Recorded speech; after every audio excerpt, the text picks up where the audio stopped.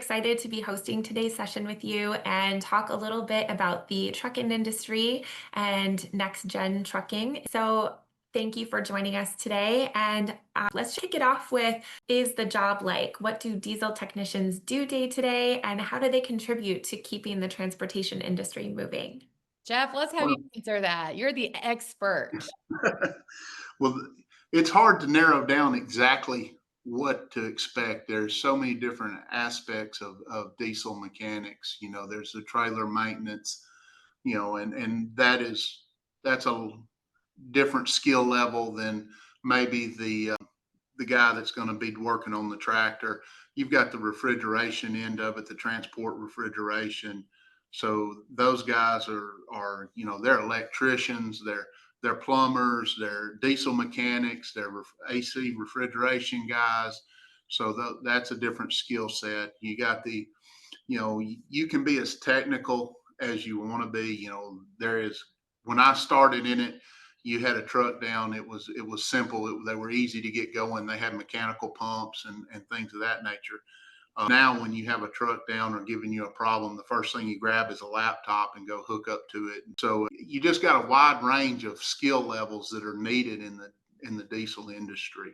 It's really and truly there's a section of it for anybody. And I love how you led with skill level. I mean, computers are really leading in everything today, but it sounds like you still have to have some mechanical knowledge as well. So, what skills, interests, or personality traits would make someone successful as a diesel technician? It's still even as computer driven as what the trucks are now. It still takes somebody that's dedicated and hardworking. When I bring in a young guy, the thing I tell them, same thing I was told whenever I started: be at work 15 minutes early is on time, 30 minutes early is early, and get your stuff done and be ready to work. Change your clothes and be ready to work. And it takes dedication. You got to have you can't get frustrated with things. There's sometimes a part won't fit the right way. So I look and see people that are like, if a guy's real hot and high strung, I know he's going to struggle with it. You want I like to just kind of laid back, easygoing guys that won't get frustrated and aggravated while they're working on something. Very rarely does everything come apart and go back together the way it's supposed to. Yeah, and I want to say on our website, nextgentrucking.org, we have students can get on there and take this assessment. It's called job behaviors, and there's one for diesel mechanics, and it's 10 minutes, but it can tell a student, if you score high on that assessment, if you have the behavioral traits, what it takes to be successful as a diesel technician. The skills can be taught, but who you are intrinsically inside sometimes goes along with some jobs better than others.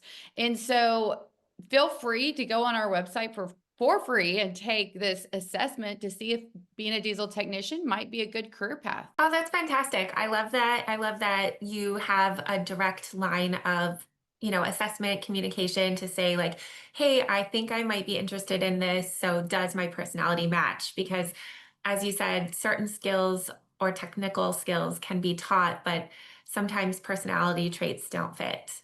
So, with that, if a student is interested in this career path, maybe their parents also want to know a little bit more information about this industry. What are the biggest misconceptions about this career, and how can parents best support their children, their students in pursuing diesel technology? Well, some of the misconceptions about the industry is they people a lot of times take it for granted that it's a low end job. It's not a low end job. It's a very good paying job that's got all sorts of career opportunities.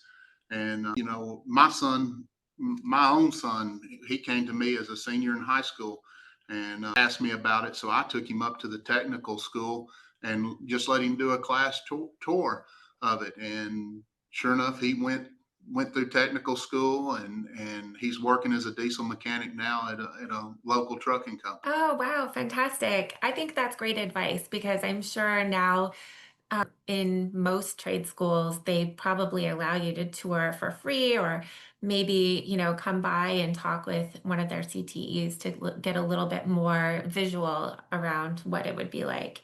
Yeah, So and one of the things too is it's not necessarily a dirty job.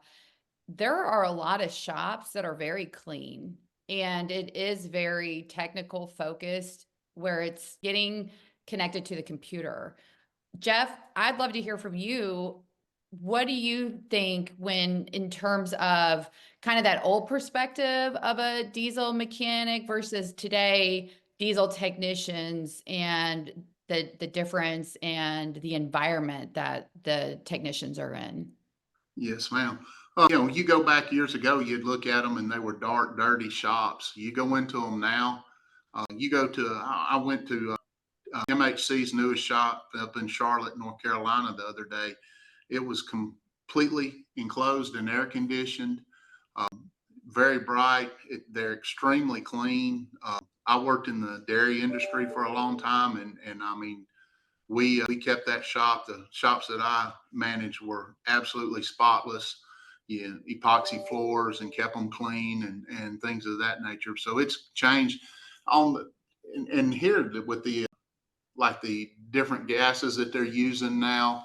Uh, they've got special bays with ventilation that are isolated out away from it. Then you've got the electrical bays where the all electric trucks are isolated away from the other trucks. So, like I said, I'll go back to that again.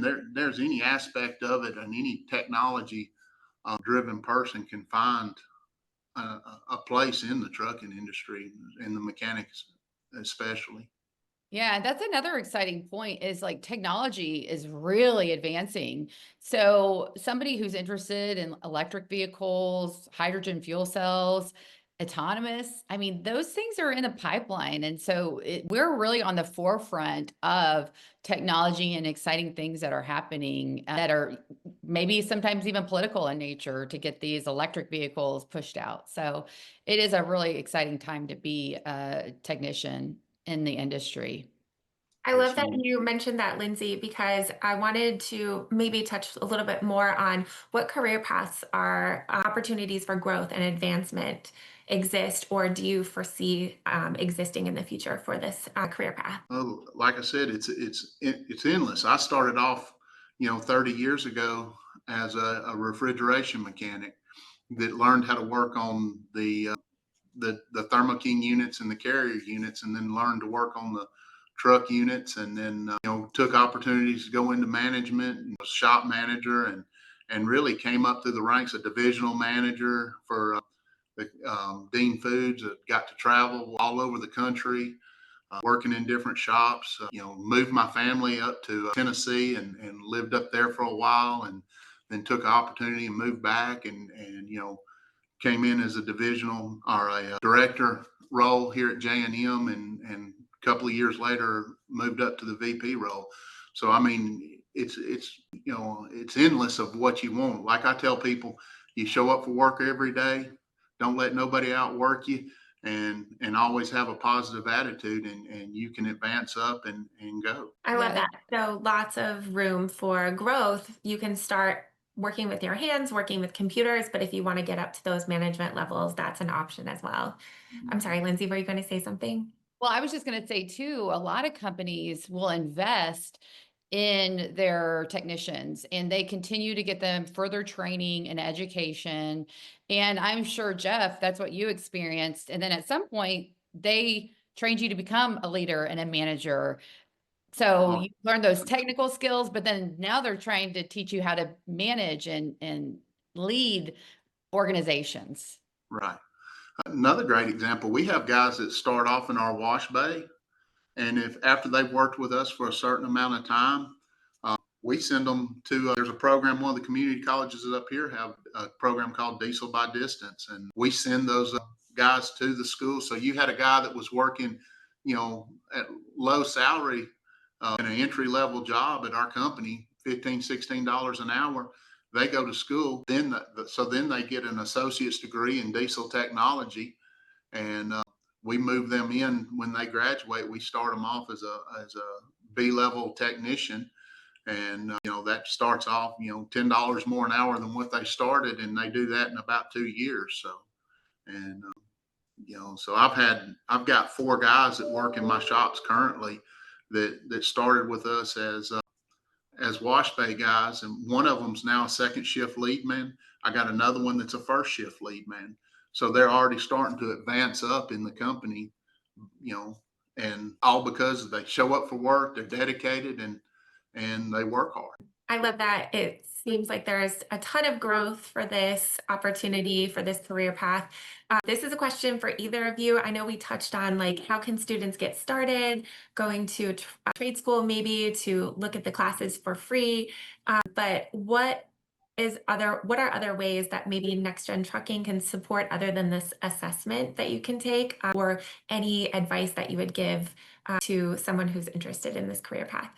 Yeah, so from my perspective is if your high school has an automotive program, or even better would be if they had a diesel program, to maybe enroll in that. I serve on several advisory boards. In one here, you can start as a freshman and learn to become a diesel mechanic. And then there's going to be opportunities for work-based learning. So working at a company, maybe during some evenings on Saturdays, during the summer, to even learn more. And by the time you graduate high school in a program like that, you can go straight to work.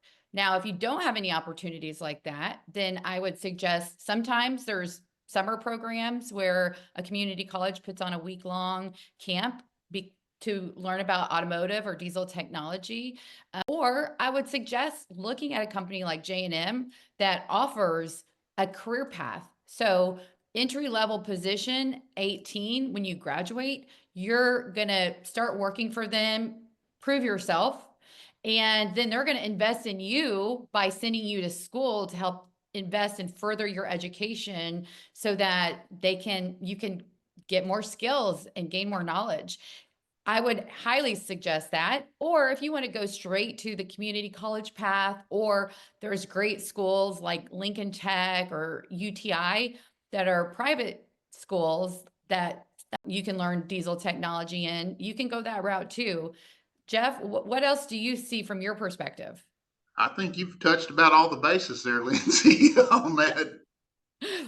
Yeah, in some companies, like you all have formal apprenticeship programs as well, which is competency based. So you're teaching them the skills and they're checking off the boxes. And that's a great way to really learn about becoming a professional diesel technician. Fantastic. So this sounds like a win-win. If someone's interested in this career path, there's certainly going to be reciprocity, and somebody and the company will invest in them. So it's all about growth. The growth of this career path is great, and the growth for the person who wants to invest in this career would be a fantastic career path to join.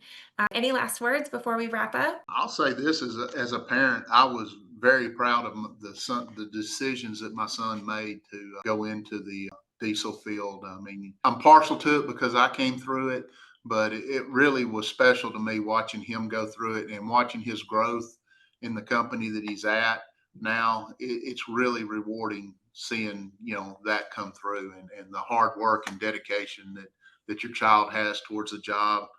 It's something to be proud of. And Jeff, what were your thoughts on, hey, is my kid going to go to four-year college versus community college?